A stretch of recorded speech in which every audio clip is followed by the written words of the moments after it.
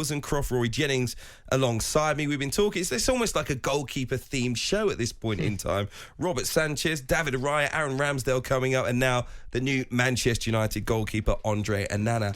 And we started the programme by basically asking how much pre-season really matters.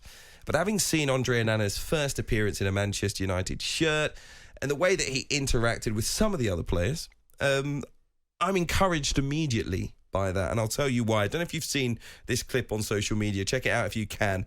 Andre Onana rushing out of his goal, screaming at Harry Maguire, has gone kind of viral on social media. Now, Andre Onana did explain his actions.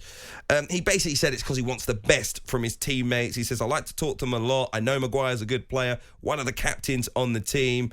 He's big, he's good with the ball, but I demand a lot from him. I have a good relationship with him. We don't have to be afraid about making mistakes. It's part of life. We'll learn from them. But we have to be critical with ourselves if we want to win prizes.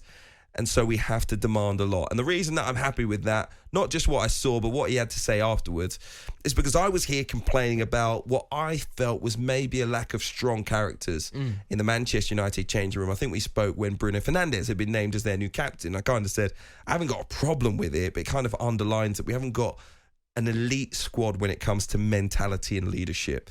And I think Andre Onana could have improved us in that department, because if you think about David De Gea, some of the mistakes that he made, but his general demeanour out there on the pitch at times, you kind of felt, is he still interested? Now, I know he'd been brilliant at times and he's made some incredible saves. This is not me calling him a bad player, but did he still have the same fire and desire that he had when he arrived from Atletico Madrid all those years ago? And watching Andre Onana reminds me of, we've got a new player and we've got an incredibly hungry player. I don't mind him screaming at any of his teammates, including Harry Maguire, if he genuinely is trying to get the best out of them. Do you not think he just lost his temper in a pre-season friendly and it's all a bit ridiculous? Maybe. Like, is his conduct, and maybe this can be drawn out actually and extrapolated to Manchester United's conduct in pre-season. Like Lisandro Martinez cutting Jude Bellingham in half. In fact, Manchester United generally just being far too robust and far more aggressive than is necessary. Andre Onana barracking his centre-half in a rather meaningless moment. Look, there is another spin here. I do understand where you're coming from. And the other way to look at this is Andre Onana is setting the standard. The standards at Manchester United haven't been high enough over the years. Cristiano Ronaldo actually spoke about this. Ronaldo said that the Manchester United that he remembered, the Manchester United team that he was part of that won the European Cup, everything has gone south since then. So when he arrived, he set the standard and they called him out. They made him the problem when he was the one saying, no, you need to elevate. So there is that argument. But I would say that Onana attacking Maguire... Is that not a strong... He didn't attack him, did he? He verbally attacked him. He lost his temper with him. Look, I've been very hostile to Harry Maguire. I don't rate him particularly highly. I don't think he's anywhere near good enough to play for Manchester United. But I would say in that exact incident, he didn't play well. He was certainly culpable because he played a hospital pass to Christian Eriksen, played Christian Eriksen into real trouble. Christian Eriksen was then dispossessed and the move broke away and Manchester United should have really conceded. They got lucky they didn't. I think that Andre Onana has probably gone over the top. The question then becomes how much that matters. Should he have done it? I think it's quite embarrassing for Harry Maguire. I think maybe just out of respect for Harry Maguire, he perhaps shouldn't have done this, because it's another example of Harry Maguire. We're now talking about Harry Maguire. Andre Onana has effectively told us that he's made a massive error. Whether we think it's his error or not, Onana's input here is very important, and Onana has pinpointed Maguire. He didn't go chasing after Eriksen, did he? Did he have to do it in a pre-season game? If we'd have seen this during the Premier League season in a competitive match, we wouldn't bat an eyelid. But was it, I think some have maybe perceived it as a new player coming to a new club, feeling like they want to make their presence felt and picking on an easy target who was low in confidence in Harry Maguire, hasn't played well, just lost the Manchester United captaincy as well. And maybe Andre Onana, people are kind of saying, look... Well, also, it was at his lowest ebb. Like, attacking Harry Maguire in that exact moment was really out of order. Do you see it that way? Yeah, I really see it that way. I think there's an element. I think there's an element to it. I think it's... Look, I don't think it's this premeditated from Onana, but I don't think it's done his personality any harm with the Manchester United faithful for going after Harry Maguire. I don't think Harry Maguire is particularly popular on the Stretford end, and ONANA having a go at him won't have done him any harm in Manchester United fans' eyes. Let's also remember that Harry Maguire, as you mentioned, has had the captaincy stripped on a day when neither Bruno Fernandes or Casemiro were in the team. He still wasn't captain. You know, Scott McTominay's wearing the armband. So Harry Maguire is probably already feeling at his lowest ebb as a Manchester United player. He's on the pitch. He's being captained by Scott McTominay. You know, he's not being captained by Casemiro, which is a very different setting.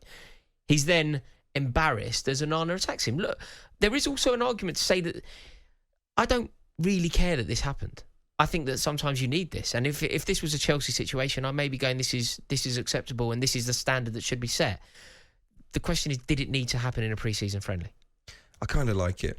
Yeah, I can see why as well. Yeah, I kind of like it. I haven't seen enough of this urgency from Manchester United players, this setting of a high standard from Manchester United's players, and this kind of self-responsibility. You know, there's been a lot of apologies on social media, but no one taking real accountability for their errors.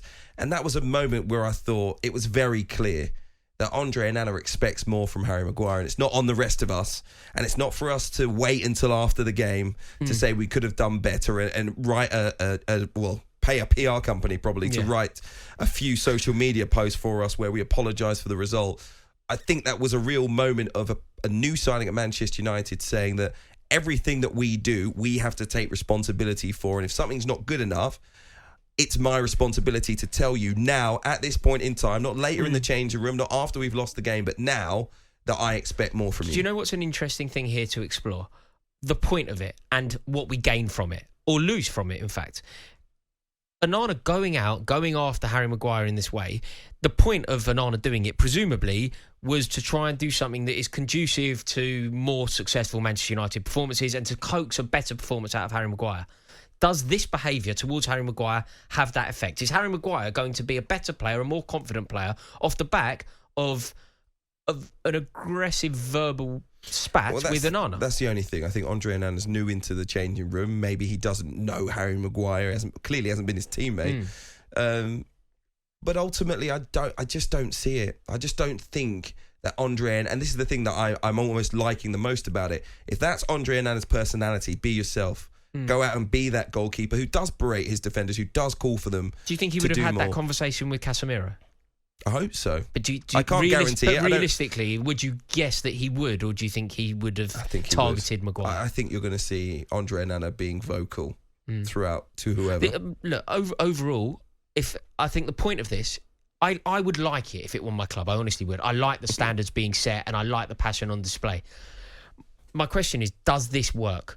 Is Harry Maguire, if Harry Maguire has to play in the Premier League for Manchester United, is he a better, more confident player now that he has been verbally attacked on the pitch in front of us all off the back of that footage? I don't know, but I hope that Andre Onana hasn't kind of said, look, I want the whole squad to see who I am, but I can do it to Harry Maguire because he might not be here, come September. Hopefully he hasn't identified Harry Maguire in that way, because for me that would be a shame. If you're going to treat all your teammates the same, fantastic, and if that's who you are and you want to lay down the law at all times, fantastic. I want that in the changing room, but I don't know him. I don't know him well enough to know if he's done that, and I hope in my heart of hearts that he hasn't done that. Is it performative? Do you think it was genuine, just for the Man United fans to get on? Do you think that was a genuine momentary loss of emotion and passion and any semblance of sense? This is the thing, though. I think you think it was more than it was. I don't think he lost control. I just think he's a vocal person. Okay. And he has that kind of demeanour. Like, I think you will continue to see him like this. And for him, it's not a big issue. Okay. And until someone says it is to him, one of his teammates that is, it's going to be very interesting to see how he behaves when Manchester United maybe make a mistake against Liverpool in a Premier League game that's a 6-pointer. Because if this is his conduct in a meaningless friendly in the States, he is going to go wild in the Premier League at Anfield, isn't he? Listen, he's played for big clubs, Ajax, he's been at Inter Milan, just played a Champions League final, and he's coming to Manchester United, and hopefully he can handle many, many different circumstances in net for Manchester United. Fingers crossed. Anyway, one more thing I did want to mention when it comes to Man United. Another target for a new signing for them, Sofiane Amrabat. We remember the Morocco midfielder from his brilliant performances during the World Cup. Manchester United trying to sign him from Fiorentina for £26 million, but reported today the Saudi side, Al Ahly, are ready to hijack that move. I think he'd be a top player for Manchester United, you know. I really do. You're less convinced, I can tell, but I think he would be a top player because as good as Casemiro is, I think it's great to have cover. It's great to have somebody else that can perform that Casemiro role. Manchester United embarking on a European Cup. I think they want to keep Casemiro as fresh as possible for must-win games in the Champions League. Therefore, having Amrabat around is brilliant, and that is exactly what Manchester United need. If you were to level one issue at this Manchester United midfield, say the midfield of Bruno Fernandes, Mason Mount and Casemiro, I would say that it's slightly lightweight. With the exception of Casemiro, I'm not sure that there is the physicality that is necessary for a Premier League title challenge. Suddenly Amrabat in the team. You know, he ran more miles at the World Cup than anyone else. Like I think he ran about 50 miles during the World Cup. He's a warrior. That performance against Spain will stay with me forever. I think he's a really, really good player. Is it exactly what Manchester United need? Maybe not.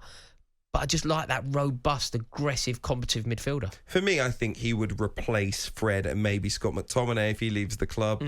But will he elevate Manchester United? I think he strengthens our squad positions. I'd rather see him come off the bench first, with all due respect, than Fred or Scott McTominay, because I think maybe from what we've seen of him in international football, but also from Fiorentina, we've had a very good season. But that's all he would be. He would only... Yeah. He wouldn't start. I think Manchester United's starting midfield would be Casemiro, Fernandes, Mount. So effectively having Amrabat there, all it means is for Manchester United is Casemiro can have the odd day off.